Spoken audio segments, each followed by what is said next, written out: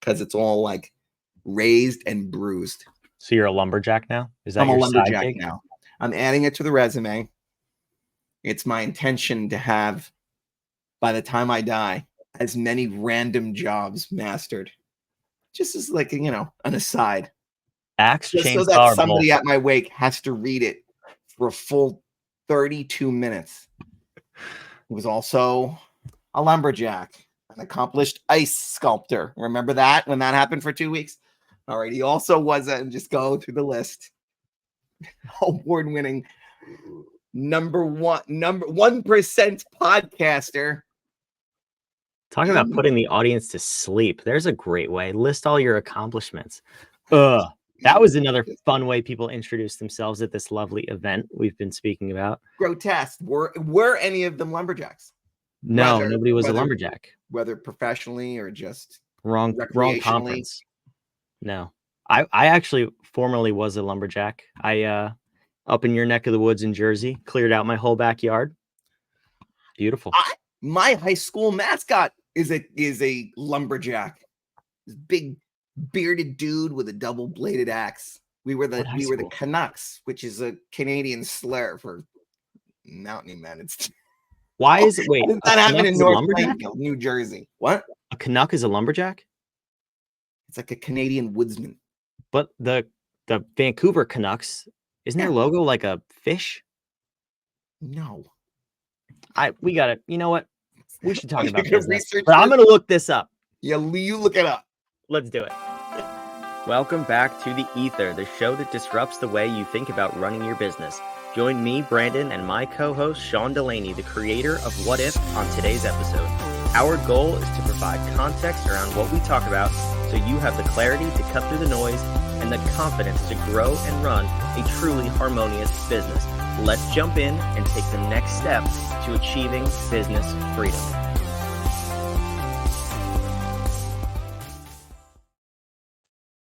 Business freedom is cool, but derogatory terms are also cool. If you heard the intro, a Canuck is a derogatory term towards Canadians. And yes, it is a fish. The logo of the Vancouver Canucks is a C with a little fish head. So now you know. What are you talking about? All right. So first of all, listen, I think we insulted enough people in the We love intro. Canadians, though. What's that? I said we love Canadians. I love Canada in the way that any big brother loves their little brother. Okay, now you're starting fights. We love them. Kidding. I'm kidding. It's obvious. We love Canadians. We love Canada. We love all the things. We love Big Fish and Canucks, however you want to be referred to. That's all cool. People. But more importantly, we do love all people. And you know what we want to talk about today? What do we want to talk about today? We want to talk about people. We want to talk about our employees and building a culture. Here's the title. You're going to love this. How to build a culture of employees who never want to leave. Oh, love it. We're talking about home. Are you people still here? Don't you have homes? Yes. Yes. There's two ways to do this. There's the chain your employees to their desk and make it their home, make them never leave. Or there's give them the freedom to come and go, but make them passionate about what they're doing. There might be a few more examples, but we're going to stick to those two very binary options today. I guess there are people who call Rikers Island home. I guess that's, so how have we not been canceled yet? We're not going to chain people to their desks. Yes, this is a great topic. So home, that we're talking about human resource management. Gross. Could we make them sound more like cattle? Anybody up for that? So it's not human resource management. We call it home. Humans optimized in a meaningful environment. In the name says it all. We want the human beings that we're playing with in delivering value to our customers. We want those people, our teammates, our colleagues. We want these people optimized. Everybody working at peak performance with all the tools, resources, and clarity and direction and support. We want all of that hyper-optimized state in a meaningful environment, meaning this place means something to me. I don't just check out. I'm not watching the clock saying, please, 5 o'clock, get here, get here, get here. I want to be here. I'm looking up at the clock going, oh my gosh, it's 6:30 and I'm still here. I didn't even realize. this place means something to me. Not just that it's fun and a cool place to hang out, because we've seen businesses like that too, where nothing's getting done. Of course, these people like it here. You have a full stocked pantry and kitchenette, and you start serving beer at 4:30 on a Friday. Now, of course, nobody's going home. No work's getting done, but nobody's going home. That's not what we mean. A meaningful environment means I come here because I believe so much in our mission. It doesn't feel like work, hammering something out to deliver that value to those people. This place means something to me, and I understand what my job is and how my job contributes to us delivering value to the people that I'm here to serve. That's powerful. That's what we are talking about when we talk about home. Yeah, Yes. I love it. And it's funny because a lot of people think when you want to build a culture of employees who never want to leave, you have to be like Google and Facebook and, have these cafeterias and pool tables and, free to work from wherever. A funny story though, I heard this a couple weeks ago. There's a hedge fund in Austin, and they hire a person to go out and walk through the city of Austin in the middle of the day during the week, and they see how many people are working, just laying out and sunbathing in a park. And they go up and ask them, they say, what company do you work for? Just out of curiosity. They tell them if it's a publicly traded company, they go back to their office, they report to the team, they short that stock, and they have a 94% accuracy rate just by seeing all of these work from home people who are actually not contributing because they believe in this culture of freedom, which is not the opposite of the freedom that we're talking about. But I just think that's funny because that's really not effective. And that's also not what we're advocating for here. No, not at all. And just demanding people's attendance then. And we're going to watch you now, make sure you're not going and sunbathing somewhere or taking a nap in your car. I had a friend who used to do that. We want to make sure that if you're invigorated by your environment, it doesn't need a pool table or anything else. I'm here in this room alone, and frequently my wife will have to come and get me to remind me to stop working because it means something to me. I'm energized by it. Even when something's not going great and we have to tackle some issue, I'm invigorated by it. And so you don't have to police me and make sure that I'm chained to my desk, because I want to be here and I want to do the work, and I get enjoyment from doing that. And it is possible to do that anywhere with any company doing almost any job. I say almost any job because pictures of dirty jobs with Mike Rowe jumped into my head, saying some that are it's a pretty uphill battle. But that's the mission as a leader. If you want people who are going to be walking on water for you, are jazzed up, are walking through walls, are staying here, going the extra mile, and building the culture that you want and maintaining the culture that we want. Well, I know we're going to get into that too. So how would anybody know what kinds of questions? How does a Brandon show up and understand a business and what is going on vis-a-vis their people? Well, I think just based on what other people post on the internet, I think we're supposed to tell people the exact steps to build a culture, and we should tell them the KPIs to measure, and we shouldn't ask any questions about their business. And we should basically just say, if you do these 3 things, you'll have $1 billion company. I don't know. Should we do that? Or should we maybe say, we're going to give you 5 questions to ask yourself and your company? That's what I do. Answer your question. And then you can build this culture of home in your organization. I like that plan, but we can go either way. You're smart, Brandon. Not like people say. I love this. Let's do the questions thing. Let's do it. We got 5 questions. We're going to help you just totally revolutionize your culture, your home, your people, and please stop calling your humans resources. Just a pet peeve of mine. Anyway, question number 1, Sean. We got 5 questions at home. 5 questions. Does our organization have the right people and skills to do its work? That seems like a pretty basic question. So we start here. It is a very basic question, but it's the first question we ask analyzing any business when we're talking about their people, because it's a skill set. I love it when the owners of a business or the CEO or however you want to describe them says, "Oh, I love my people. We're like a family here." Well, I've seen plenty of families that are pretty dysfunctional who couldn't collectively get themselves into or out of any situation. Should we talk about our in-laws? I think that's another episode. Let's Well, not talk about I that. love You don't mine. want to be a family. No, but I love mine. But many families are not built to execute in a highly precise way, unless there's the flying Walendas, right? Unless they're a family act.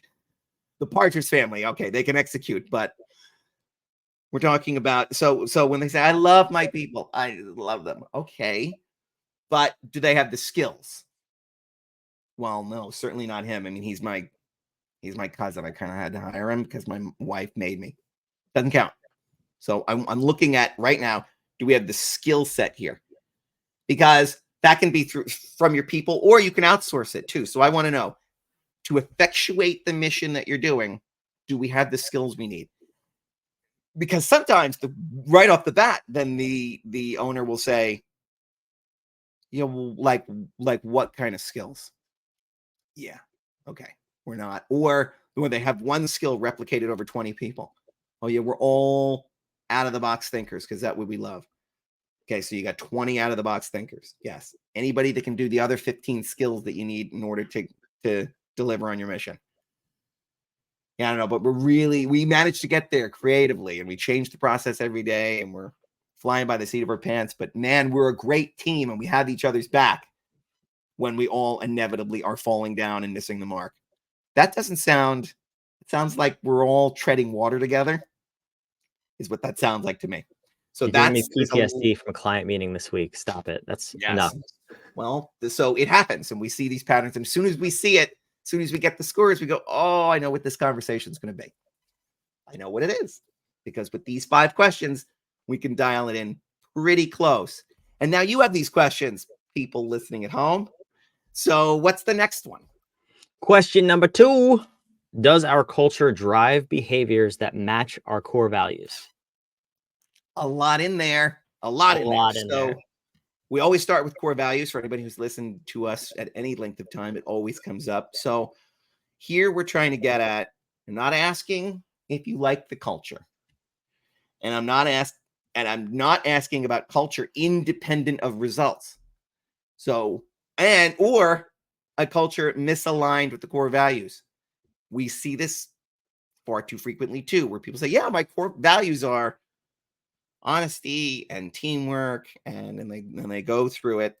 It's a very nice list, very well-meaning words, and then you see the exact opposite in the culture. The culture is driving itself. It metastasized into whatever it is, and the owner either isn't there frequently or wrote the core values themselves. They're what they believe, or God help us, a consultant wrote it for them. It's what they believe, but they didn't hire to it, and they don't incentivize the behavior. And so the culture has now just become an amalgamation of the personalities there, and they might even be incented to act in ways that are counter to what's up on the wall. So when an owner says, yeah, teamwork, absolutely, okay, and how are you rating people at the end of the year? We wouldn't ask these questions back to back, but let's just assume then we eventually get to that question. How are you rating people?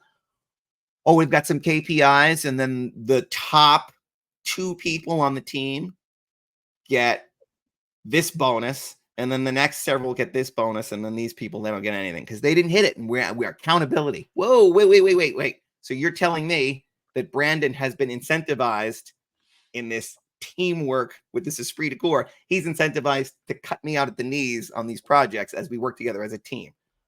Oh no, I didn't say that. No, but that's what you're incentivizing, and I bet I find it. I bet I find that happening there somewhere.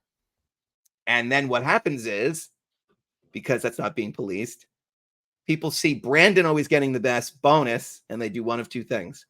They go, well, I hate it, but hey, I got to eat, and I got kids who need braces. I'm going to also do it. And now we're building that culture of everybody's backstabbing and not working together harmoniously. Or they go, well, that's just not me, and I don't like it. I'm going to leave. which then you have to replace that role, and that little role is going to just keep churning until all those people eventually are randomly, because you're not hiring with any kind of eye towards this, you will randomly backfill all those people who left because they didn't like the culture. And now you've got 20 employees and every single one of them believes in that. And you're saying, man, I'm going to rewrite these core values to be a little harsher around, darn it, I really want you to guys act like a team. Okay, good luck now, because there's one of you and 20 of them. And now we have a real mess to unwind, because the culture, we let the inmates run the asylum here. It wasn't a cultivated culture. Tied to core values. So what I'm saying is, does your culture reinforce those? We want the culture to self-police,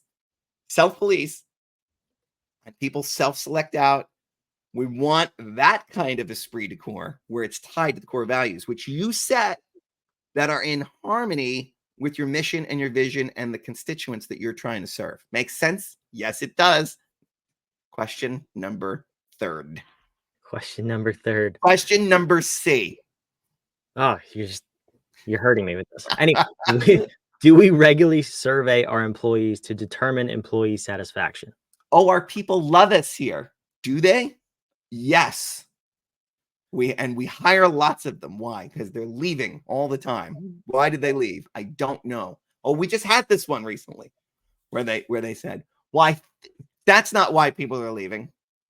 Why are they leaving? Well, I think it's because. What do you mean you think it's because? You don't know why they're leaving? No. How would I know that? You didn't ask? What do I care? If they're not loyal to me, go. Good riddance. Get out. All these people have axes to grind. It's them, not me. It's them. Really? First of all, let's ask them. And is it the same axe they're grinding? Yeah, all these people always complain. They get no direction around here. When it's clear, these processes that I change on a whim constantly every day, with a lifespan of about 72 hours, they should just follow those. Okay. And all these people leave because they say they're not getting clear direction, when I'm being very clear that there is no direction. So I don't know why they're leaving. So we're going to ask them. But that is in arrears. That's too late. That's a lagging indicator. That's like measuring customer satisfaction by your churn rate. That's no way to do that. So we're going to ask them, how do they feel? And what would they like here to be optimized? Well, I don't need to ask them what they want. They're going to want more breaks. They're going to want free popcorn, and they're going to want a whole bunch of other entitlement things. Not necessarily. And if they do ask for that, then we refine the question and say, no, what we're really asking you is, what would help you? I'm not asking what would make this a more fun work environment. I might ask that. We would ask that, because contextually that would make sense with the people that we hire. Well, that's one of our core values too. So it would be in line with a question we should ask. Absolutely. But I'm saying, for most people, that's not the question we're asking. The question we're asking, or the intent of the question, so you have to refine it this way, is to ask your people, what things, support, resources do you need in order to do your job better, in order to serve these people better? What kinds of things do we need? And if you ask the right question into the right culture, you will get gold back. And you can say, that is a better process. That is a better procedure. We do all need that resource. We do all need that kind of direction. We do all need those Monday morning stand-up meetings. Whatever the thing is, they will ask. You will ask, and they will tell you. And it will be great. Don't try to figure it out alone. Survey them. There's no harm in that. There's no promises that everything you ask for. My daughter's on student council at her school now. She made all kinds of promises to get the job. I'm going to make sure that Fridays, free pizza in the lunchroom. Yeah, we're all getting pony rides at recess. I don't know. I'm a kid, and I'm promising other kids things. It's not what we're. So, because we surveyed all the students, and sure, and there's kindergartners weighing in, and so a unicorn was on the list, and you made it more reasonable to say a pony. It's not happening. None of these things are happening. So, your politician in the making. Just because you ask doesn't mean that you have to deliver on whatever they come back with. Okay. So Oh, I But love this it. question also these are all windows into the entrepreneur's mind. Yes, I asked them, and everything I asked them, they ask that everything. Every time I ask them anything they ask for, I give them. That's not leadership either. That's like one extreme. The other extreme is, why would I ask those people anything? They work for me. Oh, God help us. Let's go to the other extreme. Let's work with the other extreme and at least dial them back. But these people, there's two very dramatic ways to think about that. And that's what we're talking about there with that question. That's the conversation I had. One of the conversations I had this week was, no, we don't ask them for feedback. We tell them what to do. If they don't do it, we immediately fire them. And our turnover rate's pretty high, but we know we just want people to come in here and do what we tell them to do. I'm like, Because it's all of those people and it's their fault. yes, that's what they said. And then when they left, they gave 3 examples of when people had left recently, and it was their fault. It was on them. They left for these stupid reasons. And I was like, I don't think I'm going to ask you the rest of the questions in home. I think I got what I need here. Pretty clear. We got it. We got it. And Wow. It was as predicted, right where we said the problem would be. We found it right where it was. Now we're going to tell them exactly how to fix it. They'll either get it or they won't get it. But at some point, you have to have that breakthrough when it's everybody else's problem. Okay. Yeah, good luck with that. Anyway, so assuming that's not you and you do want to help improve the people in your culture, you wouldn't be listening if it were. No. We would ask you this 4th question. We would say, does our leadership team encourage and assist our employees in developing their job skills so they can advance their careers? I love this question because everybody else hates it. It's my favorite. What do they hate about it? They're like, what do you mean so they can advance in their career skills? They're just, I pay them. Like, what else? I'm like, no. I mean, this is my personal belief. I'm sure you echo this too, but I always viewed when I was hiring people, if I'm not helping them develop as a human being, both personally and professionally, to do better in their career, I'm actually not doing my job as a true leader. It's not about just getting the work done. It's about building a human being. So are you helping them do that? Is that part of your culture? How do you feel about that? You will attract better employees if you want people thinking about their career. They're going to think about their career. And their future is either with you or outside those walls. And so if they're a good employee, you want to do the things to have them be here. Well, what are those kinds of things? Well, we could give them free popcorn. Okay. We could give them candy bars. Even better. We could give them candy bars and free sodas. That doesn't make them a better employee. That makes them We're killing them. Why are we killing these people? Making them fat. And so I want to make them happy, but in a way that is self-serving, in the sense that it's in service of the company and its mission. And so one of the ways I can make them happy is to say, your future is here and you will get opportunities for growth, because I want these people to learn more. I want their skills to increase because I want to move them up and give them more responsibility. And so it's incumbent upon me to say, you have this set of skills today. We are going to refine those, improve them, and add to them. Does that sound like something you want? No, I want to sit here and pull this lever and be left alone. Maybe that works for our culture. Maybe it doesn't, but the opportunity is there. And as a leader, I'm going to encourage you, because it's not just that. I've seen that too, where, what do you mean? We have 15 different courses that they can take. They're all on our IntraWebs site, and they can take those courses and improve their skills. And some of them are even 2-week-long courses. Great. And how many has Brandon taken in the last 6 months? Well, he's way too busy to do that. I mean, I can't have them sitting around taking courses all day. So we haven't really given them the opportunity because we're overworking them. Well, I need the job done today. There's a balance there. Because you can go the other way too, where, gosh, we haven't seen Brandon around here in a while. Well, he's at another 6-week leadership training course. I think he's tapped out on that. I think he's got a lot of leadership skills. And this is when you see marketers at marketing conferences learning more about marketing from each other. This incestuous little comfort zone that we have here. And that's not what we need either. Now, if your fear is, I could spend a lot of money training people and then they leave And I would postulate back to you, what if you don't spend anything on training and they stay? That's far worse. So we train them up, we improve them. Yeah, maybe they leave. And when they go to the next company, they're going to say, why are you so great? Because I got a lot of training at my last company. And 15 people there now are applying for your next job because they don't get that there and they heard that they got it over here. It just is a competitive advantage in so many ways and can so benefit both you and the people working for you. That is how we get to the optimization of people. Yeah, and the secret sauce is about the training piece, because that's the common rebuttal, right? If you don't train them and they stay, it's even worse. Yeah. If you're worried about training them really well and then they leave, you miss something else. Like, if you get this right, they're not going to want to leave. They're going to beg you to stay.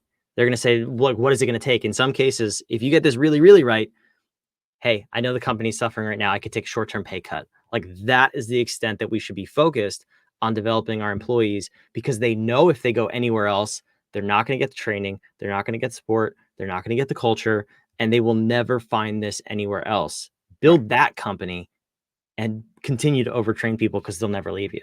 That's my take on it. Maybe I'm a dreamer. I don't know. That's okay. I'm happy to live where I am.